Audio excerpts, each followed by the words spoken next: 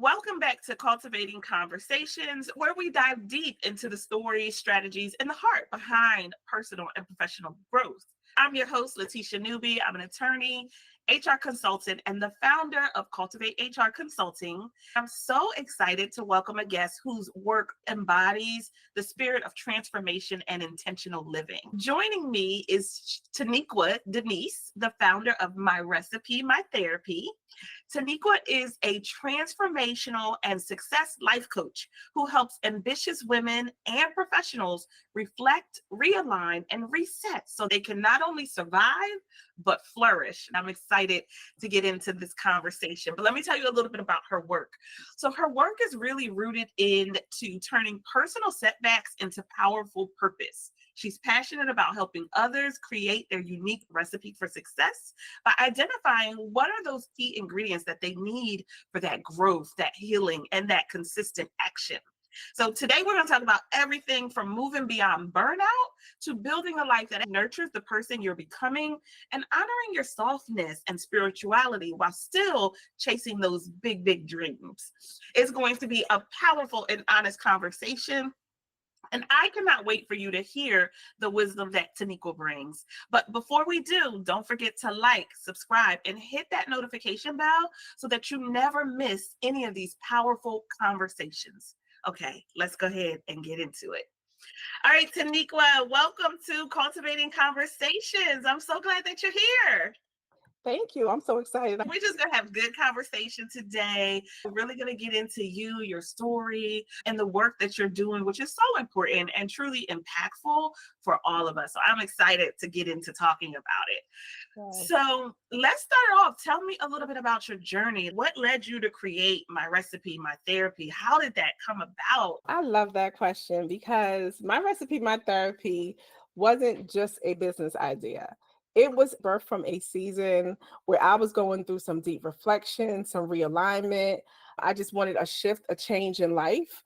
And I started changing my lifestyle and I wanted a community to do it with. This was in 2018. One day I was just sitting in my office and I was thinking of a name and I said, My Recipe, My Therapy, because initially it started with me cooking healthy recipes, providing healthy lifestyle tips because I was implementing these in my own life and I was seeing the change. Like it was amazing. And I just wanted to share it.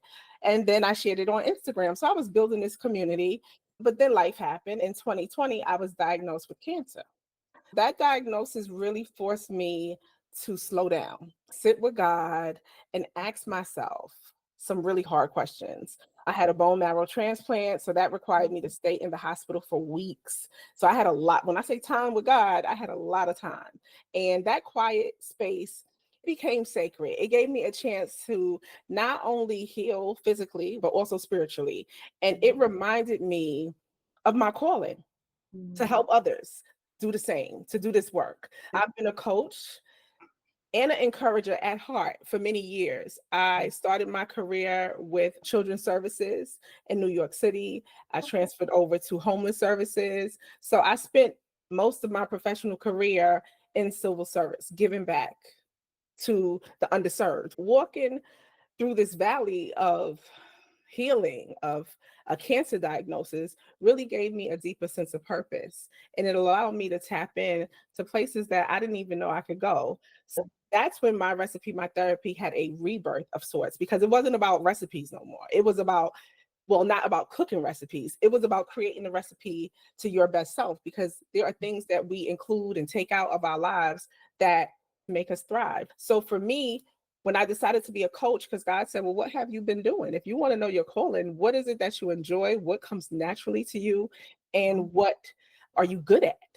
And it was helping others. Back in 2020, life coaching wasn't as popular as it is now, but I did some research and I was like, okay, I'm gonna be a coach. I got certified and I really tapped into being that. So then that rebirth of My Recipe, My Therapy became not a replacement for therapy, but a space where people could come to rediscover who they are, what they need, and what's no longer serving them. Like do some real reflection. It's coaching, but it feels like soul work. I like to call it soul work because coach sounds kind of informal. It's really deeper than that. But today, through My Recipe, My Therapy, I not only coach individuals, but also I curate and facilitate workshops, customized workshops, and retreats for women, corporate teams, and for basically anyone ready to pause, realign, and create their best life. Man, I love that your story really started with that individual reflection of like, okay, I need to kind of figure out what's for me. I want to change some things in my life. And even starting with recipes, right? It's like, okay, I want to eat better. I'm going to start with this and using that as a way to kind of launch pad a community and connecting with others around that topic. And then to go through something so much deeper as a cancer diagnosis and looking at how do I now reflect on what I'm going to do next in this situation and in this space. I think that to me, it just shows that alignment and how this is your divine purpose, right? Taking something that was so integral to you and using it to not only help yourself, but then also help others. I think you have Yeah. an amazing story. I know somewhere in the future, if not already, there's a book and I'm waiting for that. And so when you think about what you really did was take something that could have been a setback, right? It could have been something that held you back from where you were going and what you're doing, but you turned that into purpose. That in itself is extremely powerful. I know that this moment in your life became that turning point for you. How do you help others curate that space where it's like, I'm in this space, it can be so negative, but maybe even just helping them see that there may be something more to this. This may be a challenge you're going through or dealing with now, and then helping them take that and turn it into something beautiful like you did. Yeah, that phrase, turning setbacks into purpose, it really hits home for me, right? Because with the cancer journey I went through, it was absolutely one of the biggest turning points in my life personally. On the surface, it was terrifying, right? But spiritually, it really woke me up. It gave me time to reconnect with God, to reflect on the life that I was actually living. And it was still aligned with the woman that I wanted to become. So that season taught me that even when life appeared to be failing and falling apart, it might just be falling into place. And I stick with that even to this day. When Yeah. I go through setbacks, every setback shifts how I show up. It's an opportunity to reflect, to Yes. learn. And that's what I tap into when I speak to my clients. What could you learn from it? How can you shift and elevate from it? And it's not just in my own life, but in my coaching, in these retreats that I do, it's all about taking those setbacks and making them purposeful Yeah. because we have the power to do that. Yeah, that's so true. And it's one of the things that I think about my own life and journey. When these things happen, I believe if the door is closed, that's not the one I was supposed to go through, right? And I also think you said something about really looking at that as an opportunity to learn, an Yeah. opportunity to grow, an opportunity, right? It's not always a bad thing, it's really falling into place. And I think that's so important because it's very easy to focus on, oh man, this door closed, or I didn't get that opportunity I wanted, and to think maybe there's something wrong or that it's just not in your favor or that person did Mhm. something. But I think it's very important for us to really do some inward work, right? And be like, okay, if this opportunity didn't come or comes to fruition like I planned, what else can I do? What's next? Where can I learn or grow from that? And then how do I pivot into that next thing that ultimately, when you look back, you're like, oh yeah, that's because this other thing was waiting on me. I think it's so important. And I think that when you have that mindset, like I truly believe when you have that mindset, it aligns you to be open and looking for the next thing, right? Like you're not so focused on the thing that didn't happen. You're now focusing your intention on that next thing to come. And I think it just puts you in space and purpose to really meet whatever's coming for you. I absolutely love that. I know your work, my recipe, my therapy does a lot around burnout. I went through my own bout of burnout not too long ago. This is something that career people who are climbing the ladder deal with. What would you say from your work and working with your clients? How do people even know that they're in burnout? What are some of those maybe warning signs, right? That would let them know that maybe you need to take a step back and look at what's happening in your space. Burnout, it happens to all of us. And what I think is burnout doesn't usually scream, it usually is a whisper that is constant. And you might become easily irritated. I know for me, that's when I know I need to rest, that I need a reset, getting easily irritated, feeling emotionally exhausted, Yeah. drained, struggling to do the things or to concentrate on simple things. Like your mind is constantly going in all different Yeah. directions. It's like you're constantly tired, exhausted, but you can't sleep. Like that's Right. just one of Yes. the most frustrating feelings. It's something Yep. that a lot of us can relate to because we have so much on the mind and have not given our bodies a chance to rest and turn off. You start losing joy in the things that used to bring you joy. Like you have no interest in roller skating and you Yeah. always love roller skating, right? Yeah. This is another sign. A lot of us women do this. Mhm. You're always saying, I'm Mhm. fine, and you are quietly unraveling at the seams. That is a sign when you feel like you're showing up for everyone else, but you can't feel yourself anymore. You can't feel the feels for Yeah. yourself. That's when Yeah. it's time to pause. It's like your body is telling you something is off. And what we tend to do is push, push, push, ignore, push. I got to take the kids to school. I got to cook dinner. I got to show Yep. up at this meeting. I got this report to finish. And we just keep pushing and we're ignoring the signs. And that's why I think being still is so important because Yeah. being still allows you to hear, listen to your body, and Yeah. think clearly. So even if you just take 10 minutes to check in with yourself, like, how do I feel? I Yeah. remember in my 20s and 30s, child, I wasn't talking to myself. I wasn't reflecting anything. And when before the burnout meant crashing out, Yep. literally. And we don't want to Yeah. do that. It's so important and it's real. That's how it happens, right? Like you're like, oh, I got this thing to do, or I know I'm tired, but I just got to push through. Maybe for a friend, for a family, for the job, for the business, for whatever, right? And so you keep going, and like you said, your body is trying to tell you little signs before you actually get to burnout. Like, hey, rest. Hey, lay down. Hey, time to relax. Hey, time to chill. And that was me, right? Full fledged, like complete transparency here. I was going, doing all the things, thinking I could just push, I could just push. When you Right. said at night being tired and can't sleep, there was a whole period in my life where I'm like, I know I'm tired. Why can't I fall asleep? And then you know what I would do? I'm like, well, I'm up. Let me just get up and start working on something. When my body was trying to say, hey, you need to sit down and relax. I think the tip you gave around finding that time to just be still Yeah. and check in with yourself is so important. And I know I probably still don't do it enough, but just trying to make that an intentional practice. If I'm tired, I need to take a break. I need to rest. If I need a nap, I need a nap, right? Like, and being okay with saying no, which is can be hard for me. Right. Recovering perfectionist, right? Recovering pleaser. But even that, I find myself being more intentional. If I say yes in the moment and then I'm like, oh, you know what? No, I really got too much to do.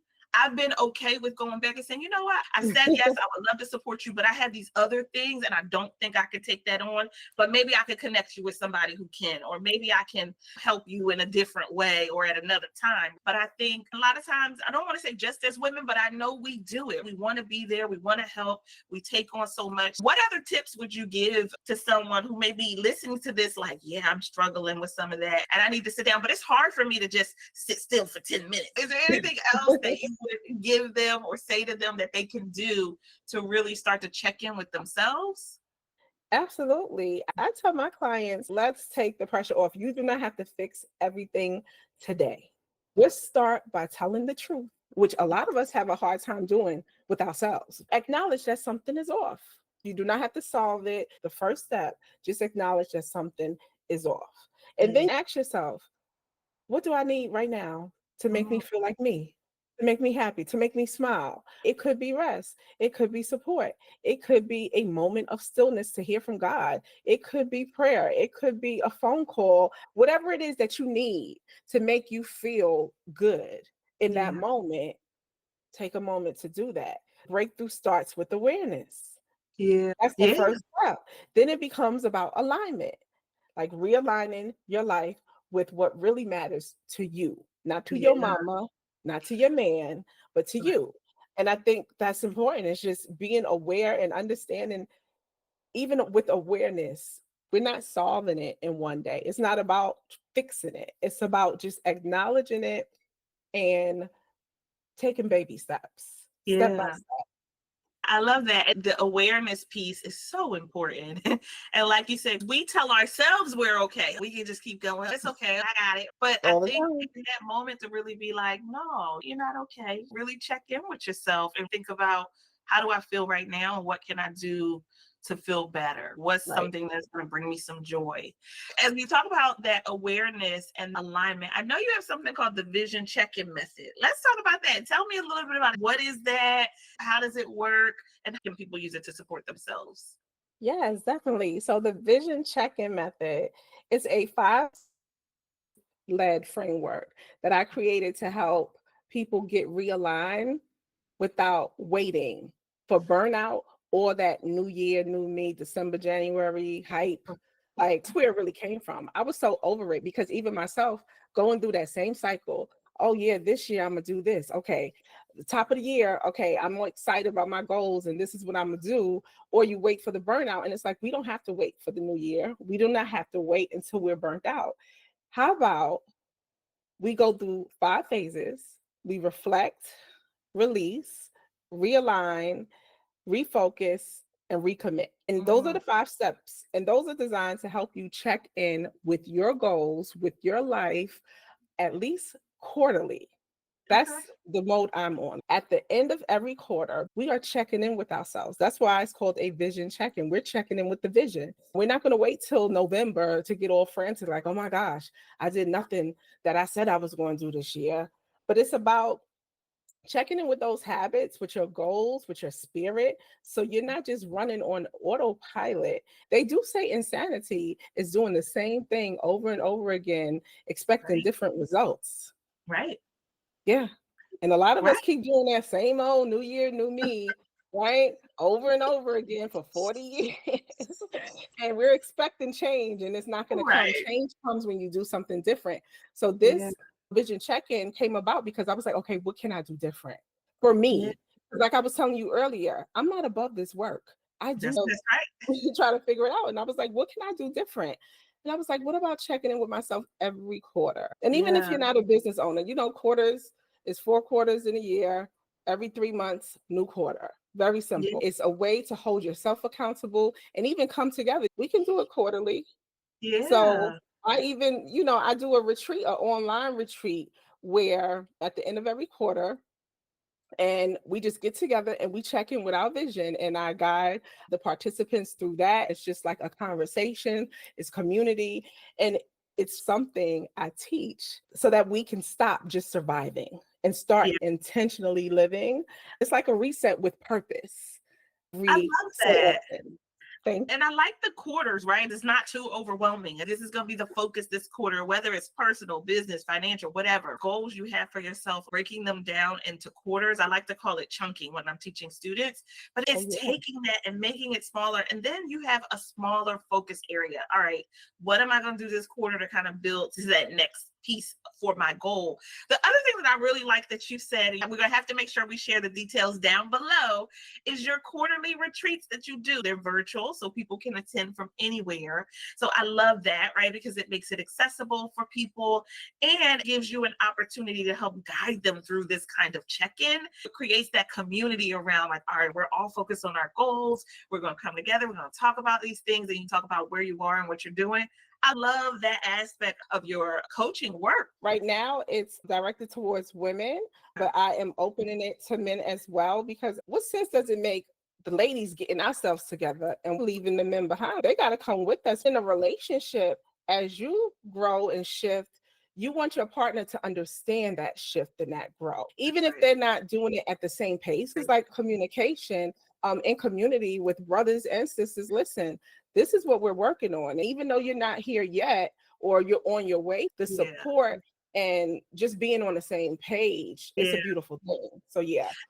I love that even just now the reframe you did, right? Because I think we can get in our own way sometimes. We're like, well, I'm not there yet. I haven't done that yet. And it's like, no, we're on our way, right? We're getting there. Exactly. And it's just nice to even, we will make sure we get those details and put them in the notes so that people can access that and have an opportunity to check in with you and join one of your retreats. When we talk about our goals and staying on track and how we are meeting the things that we want to in the future, what would you say are some of those ingredients that you believe, even for women, that we need or that we can focus on when we're trying to build our own recipe for success? Oh, I love this question. The ingredients, right? What are these ingredients you be talking about? Every recipe is personal, Right. obviously, right? But there are some key ingredients that I believe every woman, man, boy, and girl should consider. One is faith, right? So you're grounded in something greater than your circumstance. That's a really important ingredient. Clarity is another one. So you Mm, stop chasing what does not belong to you. that's Clarity right. makes it real clear what you need.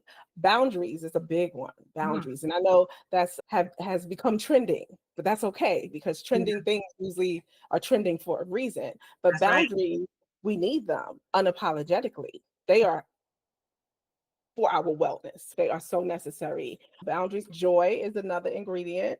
And when I say joy, not as a reward, but Right. as a right, like I'm not earning my joy. Another one is community. Healing and growth are Mm, not meant to be done alone. It's been kind of ingrained in some of the culture, be strong and you can do it by yourself and you don't. No, we need each other. We were created to be in community. And that's where some real special things happen. You get to write the recipe and it should nourish you, not deplete you. Just tweak it. I like to say, we the boss, we are the head chef. If you that's right. see that you need more community, then get some more community. Add more of that into your recipe. That's the foundation of the recipe of a successful, thriving, healthy life. Man, I think you're right. And all of those are so important. And I love that when you say that you are the CEO of your life, right? You get to create your recipe and looking at what are the things that you need in this time and space. Because even from month to month, year to year, season to season, those things might change. Like you said, if you need more community, find more community. And the other thing that you mentioned that I really want to touch on is this need or thought around the community. You could do it yourself. There may be times or seasons where you have to be mindful of who you are calling into your community, but it doesn't mean you need to do it by yourself, right? You want to have discernment around who you're engaging with and who you're spending your time with, but it doesn't mean you got to go at it alone. Like you said, we were made to be in community. I love that. I think those are some really important and key ingredients. So tell me, if you could give yourself one piece of advice, the you from 10 years ago or 15 years ago, what's the one piece of advice that you would give to you? One piece. The hard part is choosing one. Okay. One piece of advice I would have to say is you do not have to carry everything to be strong. Put it down. Mhm. We don't have to do it all. There's no award ceremony for the struggle.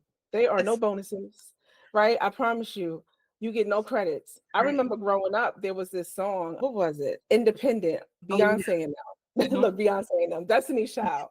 Yeah, all the women who's independent, like all that independent, that's great to a certain extent, but help me.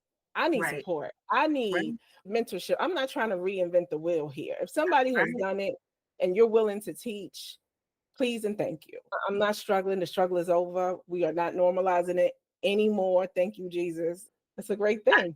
I love this idea of no. You don't have to, right? Rest and peace is a part of your recipe. Like you said, there's no awards for Yeah. who has the most struggle. And no, we don't need to normalize it. We need to really think about what brings you joy, what brings you peace. I think that's amazing. So, as you think about your journey and the work that you do, even with coaching clients and helping them get to this place, how do you stay grounded in all of that, especially in careers like coaching, where you're consistently pouring into others? How do you keep yourself grounded in this work day in and day out? Yeah, that's super important. Like life or death. I check in with myself often. And even when I fall off track, I check in again and I don't hold it against myself that I fell off track. Spiritually, mentally, emotionally, I'm checking in. And I do my own vision checking every quarter. It started with me wanting to do something new that actually stuck. Journaling has been amazing. And I know some people don't journal. You should. And once again, if you want different results, do Right. something different. And you can voice journal, which a good girlfriend of mine's, Monica Day of Stand Up Speak Out, had introduced me to, is record yourself. You can Yeah. do a journal. You don't have to pick up a pen, and it can be private because some people are afraid that someone will find their journal. You could document it on voice or put it in a locked tablet. I pray.